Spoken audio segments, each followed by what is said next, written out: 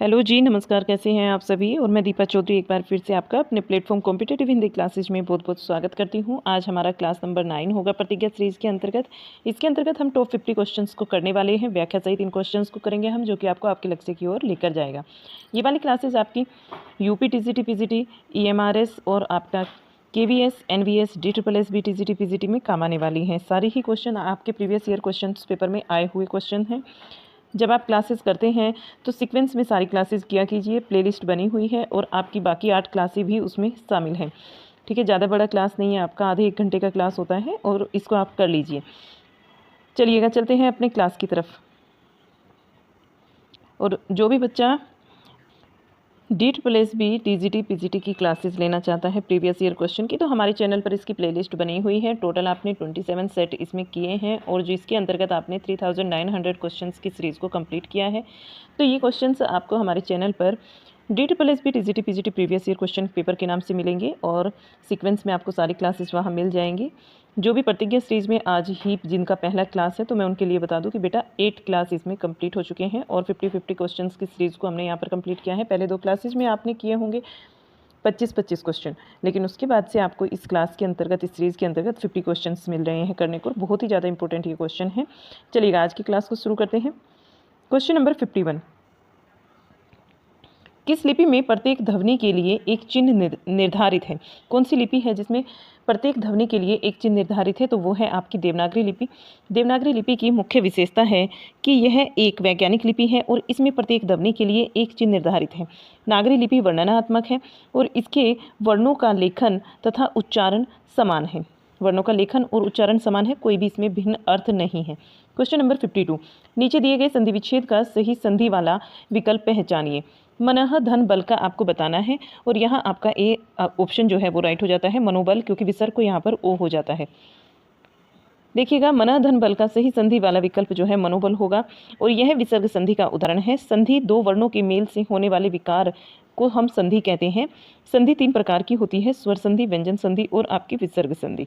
विसर्ग संधि, विसर्ग के साथ स्वर या फिर व्यंजन के मेल से जो भी विकार उत्पन्न होता है उसी को हम विसर्ग संधि कहते हैं। जैसे निधन च निश्चय होता है, निधन कपट को निष्कपट बोलते हैं।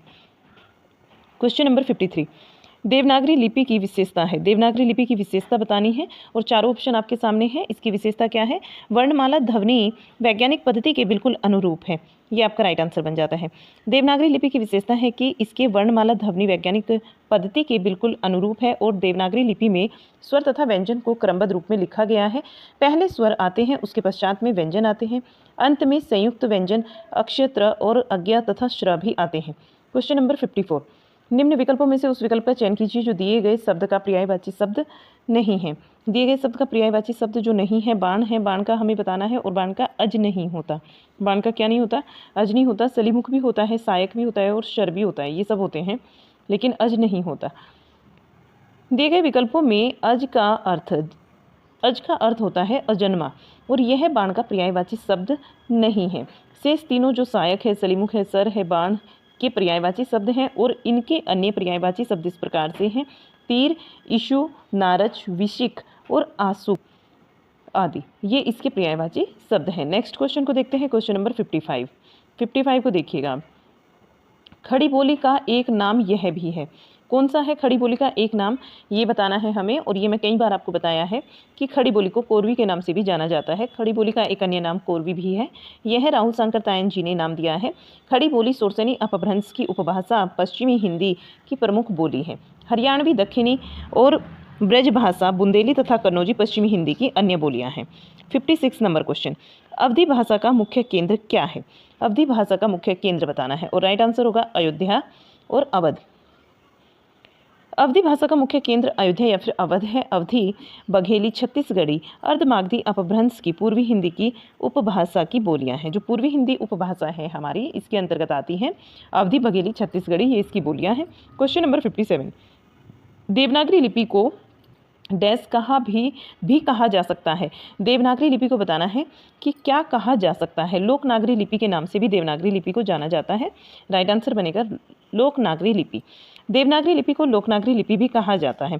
ब्राह्मी की उत्तर शैली से चौथी पांचवी सदी में गुप्त लिपि तथा 6ठी सदी में कुटिल लिपि का विकास हुआ है और कुटिल लिपि से 9वीं सदी के लगभग नागरी के प्राचीन रूप का विकास हुआ है। देवनागरी लिपि का सर्वप्रथम प्रयोग गुजरात के राजा जयभट्ट ने 7वीं 8वीं सदी ईस्वी के जो थे, इसी के शिलालेख में इसका प्रयोग मिलता है।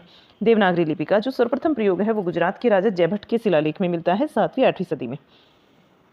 क्वेश्चन नंबर 58, विभाषा का क्षेत्र से अधिक विस्तृत है। विभाषा का क्षेत्र किससे अधिक विस्तृत है ये बताना है हमें, और राइट आंसर आपका यहाँ पर बनता है बोली। विभाषा का जो क्षेत्र है वो बोली से अधिक विस्तृत है।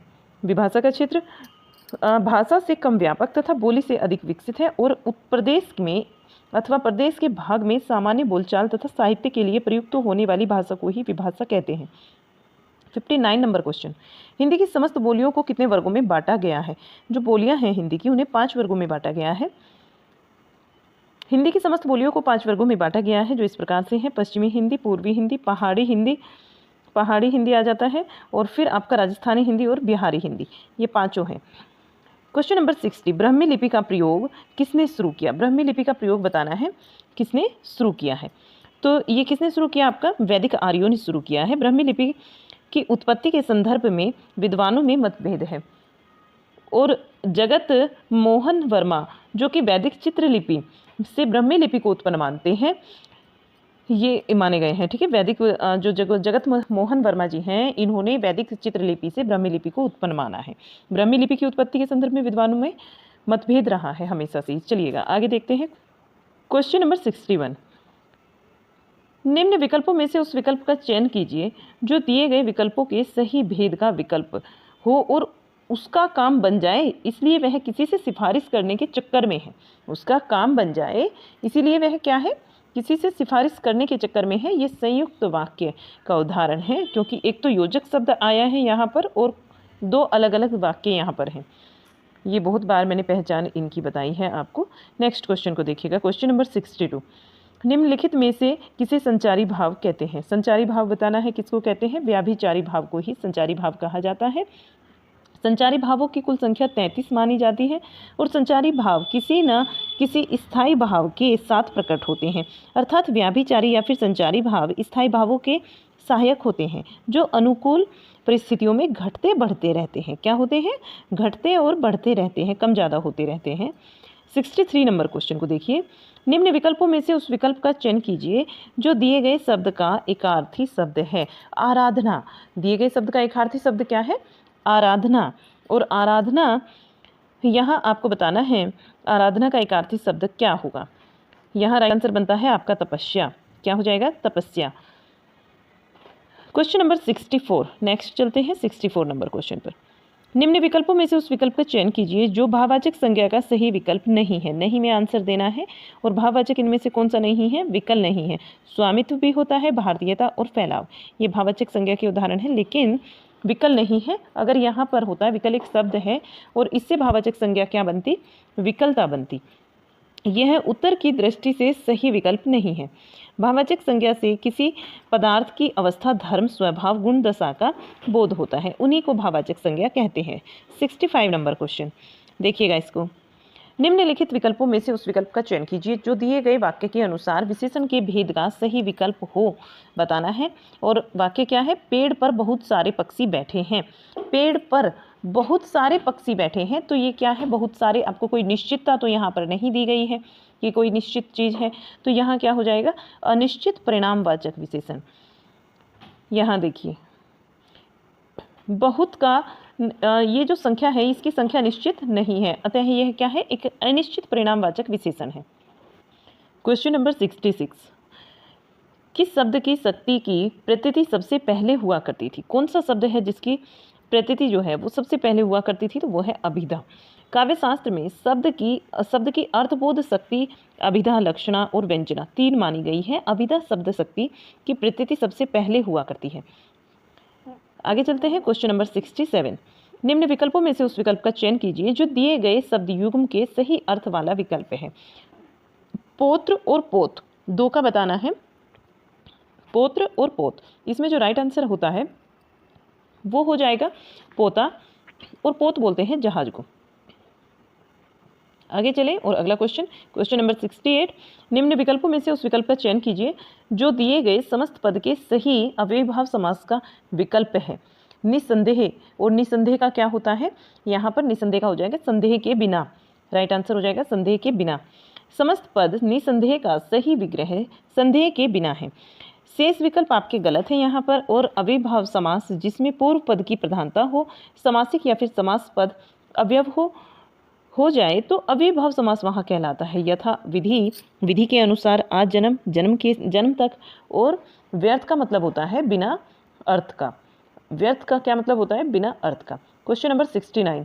निम्न विकल्पों में से उस विकल्प का चयन कीजिए जो दिए गए वाक्य के सही भेद का विकल्प हो। वह संतुष्ट थे इसीलिए, इसीलिए आया है, एक योजक शब्द है। उसने कभी शिकायत नहीं की। वह संतुष्ट थे इसीलिए उसने कभी शिकायत नहीं की। तो ये कैसा वाक्य है, ये आपका संयुक्त वाक्य है। 70 नंबर क्वेश्चन, 70 नंबर क्वेश्चन में देखिए, निम्न विकल्पों में से उस विकल्प का चयन कीजिए जो अन्य पुरुषवाचक सर्वनाम का सही विकल्प है। अन्य पुरुषवाचक सर्वनाम का सही विकल्प यहाँ पर क्या होगा, उसके हो जाएगा, क्योंकि मैं और हम ये आते हैं आपके प्रथम पुरुष के अंतर्गत, आप आएगा आपका मध्यम पुरुष के अंतर्गत, और अन्य पुरुष के अंतर्गत आता है यह, वह, उसका, उसके। नेक्स्ट क्वेश्चन, क्वेश्चन चलते हैं आगे। 71 नंबर क्वेश्चन, 71 में दिया गया है, पूछा जाता है कि चरण शब्द में कौन सा प्रत्यय है। चरण में हमें प्रत्यय बताना है और अन प्रत्यय यहाँ पर लगा हुआ है, क्योंकि चरण में अन प्रत्यय है और यह कारणवाचक संज्ञा बनाने वाले कृत्य प्रत्ययों के अंतर्गत आता है। प्रत्यय का मतलब क्या होता है, शब्द के बाद जो अक्षर या फिर अक्षर समूह लगाया जाता है वे प्रत्यय कहलाते हैं। 72 नंबर क्वेश्चन, निम्न विकल्पों में से उस विकल्प का चयन करें जो उपसर्ग का सही विकल्प नहीं है। नहीं में आंसर देना है। उपसर्ग का सही विकल्प कौन सा यहाँ पर नहीं है, तो कौन सा हो जाएगा, पुष्पित, क्योंकि व्यसन भी होता है, परवधा भी होता है, परविधा, और निडर भी होता है, लेकिन जो पुष्पित है, पुष्पित में इत प्रत्यय लगा है। आगे चलें और एक बार इसकी व्याख्या को भी देख लेते हैं। वी, नी और पर उपसर्ग से बने शब्द हैं, जबकि पुष्पित में उपसर्ग नहीं है, इसमें प्रत्यय लगा है। उपसर्ग क्या होता है, उपसर्ग होता है जो शब्द किसी शब्द के पहले आकर विशेष अर्थ को प्रकट करते हैं, वे उपसर्ग कहलाते हैं। 73 नंबर क्वेश्चन, निम्न विकल्पों में से विधानवाचक वाक्य का विकल्प चुनिए। विधानवाचक वाक्य का विकल्प चुनना है यहाँ पर, और यहाँ राइट आंसर जो है आपका हो जाता है विधानवाचक में माता जी ने पूजा कर ली है, ये राइट आंसर बनेगा, माता जी ने पूजा कर ली है। नेक्स्ट देखते हैं क्वेश्चन 74। निम्न विकल्पों में से उस विकल्प का चयन करें जो अनपरसर्ग से बना सही शब्द है। अनपरसर्ग से शब्द कौन सा बनता है, यहाँ पर अनंत बनता है, राइट जो आंसर होगा अनंत होगा। अनंत शब्द अनपरसर्ग, अन उपसर्ग से बना हुआ है। उपसर्ग एक ऐसे शब्दांश होते हैं जो किसी शब्द के पहले जुड़कर उनके अर्थ में कई तरह के परिवर्तन या फिर विशेषता ला देते हैं। 75 नंबर क्वेश्चन, नीचे दिए गए वाक्य के सही विकल्प को पहचानिए। सही विकल्प को पहचानना है और वाक्य क्या दिया गया है, जब तक परीक्षा का दिन नहीं आया था तब तक उसने एक अक्षर नहीं पढ़ा था। जब तक परीक्षा का दिन नहीं आया था तब तक उसने एक अक्षर नहीं पढ़ा था, ये मिश्र वाक्य का उदाहरण है। आगे चलें और इसके क्वेश्चन को, व्याख्या को देख लेते हैं पहले। यहाँ देखिए, दिया गया वाक्य मिश्र वाक्य का उदाहरण है क्योंकि यह दो सरल वाक्यों से मिलकर बना है और दूसरा सरल वाक्य पहले वाक्य पर आश्रित है। मिश्र वाक्य जिस वाक्य में एक साधारण वाक्य के अतिरिक्त उसके अधीन कोई दूसरा अंग वाक्य हो उसे मिश्र वाक्य कहते हैं। 76 नंबर क्वेश्चन, निम्न विकल्पों में से उस विकल्प का चयन करें जो प्रत्यय का सही विकल्प नहीं है। प्रत्यय का सही विकल्प यहाँ पर कौन सा नहीं है, तो देखिएगा भरपाई, ये प्रत्यय का सही विकल्प नहीं है। भरपाई इसमें जो है उपसर्ग लगा है। भरपाई में किसी प्रत्यय का प्रयोग नहीं हुआ है। ऐसे शब्दों में से शब्दों में जो है आपका प्रत्यय लगा है, और जैसे मिठास में आस प्रत्यय है, पठित में इत प्रत्यय है, चौड़ाई में आई प्रत्यय लगा है। क्वेश्चन नंबर 77, निम्न विकल्पों में से उस विकल्प का चयन कीजिए जो जातिवाचक संज्ञा का विकल्प नहीं है। नहीं में आंसर देना है और यहाँ पर जो राइट आंसर बनता है 77 नंबर क्वेश्चन में मनुष्य होगा। अब देखिएगा इसकी व्याख्या को, जातिवाचक संज्ञा शब्द से पूरी जाति का बोध होता है, जैसे कि गाय, लड़का, नदी, पहाड़, अहंकार, कामना,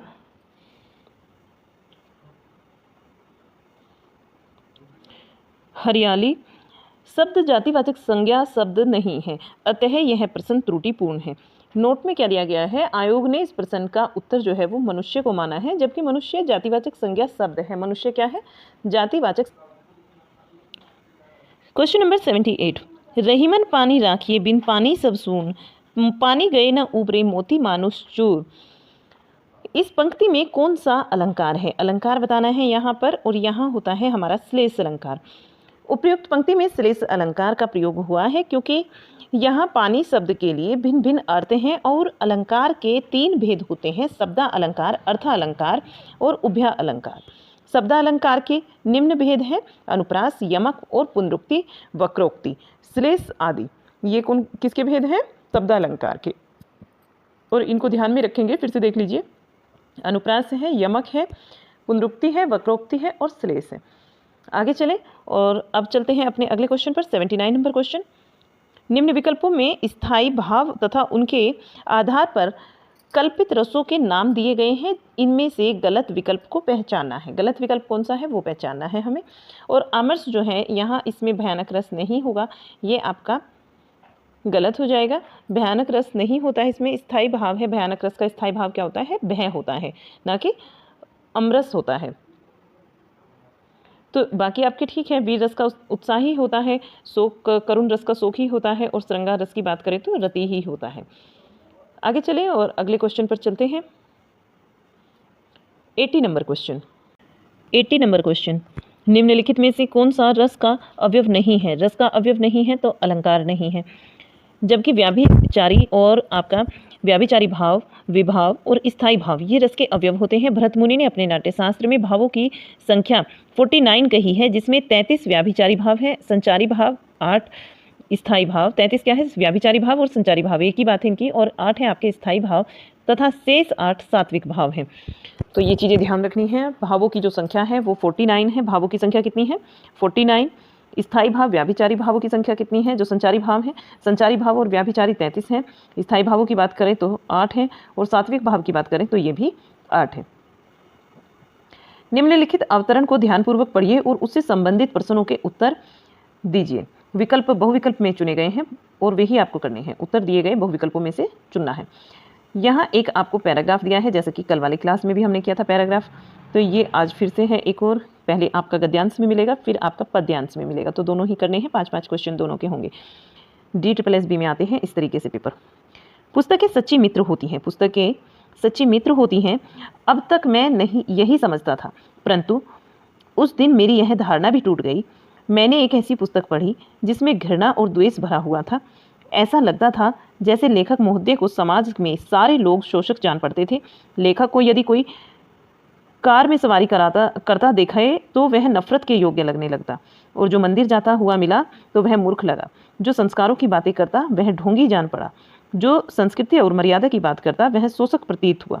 उसकी नज़र में सच्चा इंसान नहीं, जो व्यवस्था के विरुद्ध आवाज़ उठाए, चाहे व्यवस्था उसे सभी सुविधाएं दे रही हो, उसमें कमियां निकाले, अपने मालिक को, रोजगार देने वाले को अत्याचारी समझे, उसके विरुद्ध समय समय पर संघर्ष की आवाज़ उठाता रहे, लड़ता, हड़ताल और तालाबंदी करता रहे, नारे लगाता रहे, झंडे उठाता रहे। ऐसा लगता है कि लेखक के जीवन का लक्ष्य भी मात्र यही था, निरंतर संघर्ष। सच कहूँ तो ऐसी पुस्तक पढ़कर मैं शांत नहीं रह पाया और मेरे मन में खलबली सी मच गई और अशांति की प्राप्ति हुई।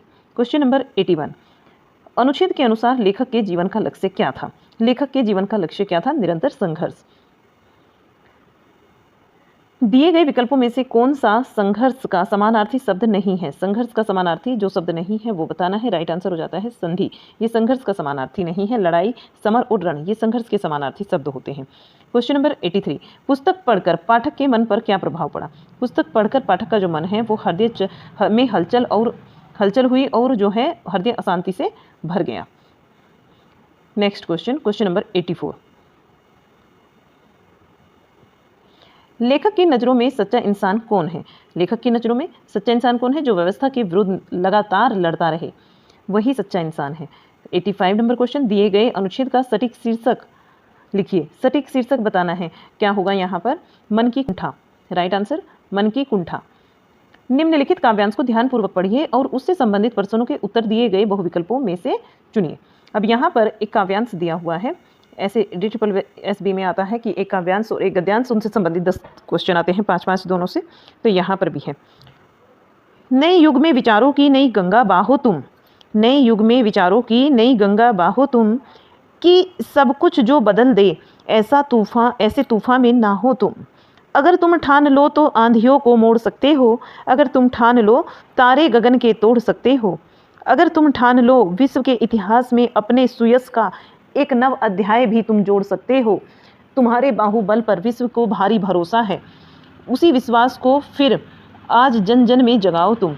पसीना तुम अगर इस भूमि में अपना मिला दोगे, पसीना अगर तुम इस भूमि में अपना मिला दोगे, करोड़ों दीनहीनों को नया जीवन दिला दोगे। तुम्हारी देह के शर्म सकीरों में शक्ति है इतनी, कहीं वह धूल में तुम फूल सोने के खिला दोगे, कहीं भी धूल में तुम फूल सोने के खिला दोगे। नया जीवन तुम्हारे साथ हाथ का हल्का इशारा है, इशारा कर वही इस देश को फिर लहराओ तुम, इशारा कर वही इस देश को फिर लहराओ तुम। 86 नंबर क्वेश्चन को देखिए।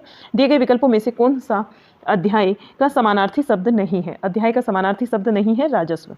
स्कंद होता है, सर्ग होता है और प्रकरण होता है। नेक्स्ट चलते हैं अपने अगले क्वेश्चन पर। यहाँ देखिएगा 87 नंबर क्वेश्चन। काव्यांश का उचित शीर्षक लिखिए। काव्यांश का उचित शीर्षक क्या होगा यहाँ पर? भारतीय नवयुवक। दिए गए काव्यांश का उचित जो शीर्षक है वो भारतीय नवयुवक है और इस काव्यांश में नवयुवक के उत्साह, जोश और निर्मात्री शक्ति का उल्लेख किया गया है। 88 नंबर क्वेश्चन को देखिए। भारतीय नवयुवक दृढ़ निश्चय कर ले तो क्या क्या कर सकता है? तो क्या क्या कर सकता है वो भारतीय युवक? अगर दृढ़ निश्चय कर ले तो विपदाओं का रास्ता भी बदल सकता है। राइट आंसर क्या हो जाएगा यहाँ? विपदाओं का रास्ता भी बदल सकते हैं। नेक्स्ट देखते हैं क्वेश्चन 89 नंबर। नवयुवकों से क्या करने का आग्रह किया जा रहा है? नवयुवकों से जनता में आत्मविश्वास का भाव जगाने का आग्रह किया जा रहा है। अनुच्छेद के अनुसार युवक यदि परिश्रम करे तो क्या लाभ होगा? अनुच्छेद के अनुसार युवक यदि परिश्रम करे तो क्या लाभ होगा? इससे लाभ होगा, देखिएगा आपका, इससे हमें क्या लाभ होगा? इससे होगा करोड़ों दीनहीनों को नया जीवन मिल सकता है, यही तो लाभ होगा इससे। अब यहाँ कुछ 10 क्वेश्चन आपके ये पूछे जाते हैं, टीचिंग एप्टीट्यूड से ही संबंधित हैं और DSSB में आते हैं, तो ये भी देख लेते हैं। लैंगिक समानता का अर्थ है, लैंगिक समानता का अर्थ लैंगिक समानता ये होता है क्योंकि स्त्री व पुरुषों को सामाजिक, आर्थिक, राजनीतिक और शैक्षिक विकास के लिए आधिकारिक रूप में दी जा रही समानता लैंगिक समानता कहलाती है। 92 नंबर क्वेश्चन। नाटक के माध्यम से बच्चों में कौन सा कारक का विकास होता है? तो उसमें कल्पना और संवेग का विकास होता है। रचनात्मक मूल्यांकन का उद्देश्य क्या है? रचनात्मक मूल्यांकन का उद्देश्य बताना है और छात्रों की निगरानी प्रक्रिया, ये रचनात्मक मूल्यांकन का उद्देश्य है। नेक्स्ट चलते हैं 94 नंबर क्वेश्चन पर। बताना है कि ये जो 4 ऑप्शन दिए गए हैं इनमें से किसके अधिकारों के अनुसार बच्चों को एक साथ सीखना चाहिए? तो मानव के अधिकारों के अनुसार बच्चों को एक साथ सीखना चाहिए। 95 नंबर क्वेश्चन। कैसे पढ़ना है? इस अधिनियम में पहला कदम कौन सा है? कैसे पढ़ना है? इस वाले अधिनियम के अंतर्गत हमें बताना है कौन सा पहला कदम है, तो स्वनिमिक जागरूकता। Right answer. 96 number question. साक्षरता क्या है? साक्षरता क्या है? लेखन तथा क्या है? साक्षरता बताना है अध्ययन तथा लेखन, लेखन तथा अध्ययन, अध्ययन तथा लेखन, ये साक्षरता है। और 97 नंबर क्वेश्चन। आकलन के सिद्धांतों के कर्म के अनुसार बताना है, अनुक्रम को इसको सही लगाना है, जो आपको वर्तमान में C इन्होंने मान्य किया है और मान्य में V, पर्याप्त के लिए S और प्रमाणिक के लिए A, विश्वसनीय के लिए R। तो राइट ऑप्शन जो बनता है यहाँ पर VACSR बनेगा।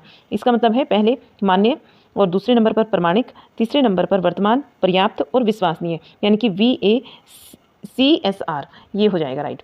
Question number 98। विकलांग व्यक्तियों के लिए राष्ट्रीय नीति कब लागू की गई? विकलांग व्यक्तियों के लिए राष्ट्रीय नीति 10 फरवरी 2006 को लागू की गई।